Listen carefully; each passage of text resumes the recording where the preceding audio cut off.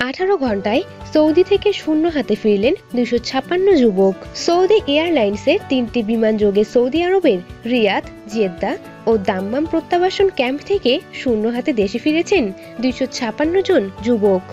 শনিবার রাত 9:30 থেকে আজ রোববার দুপুর 2টা পর্যন্ত সময়ে 3টি আলাদা ফ্লাইটে তারা ঢাকা আন্তর্জাতিক বিমানবন্দরে এসে পৌঁছান।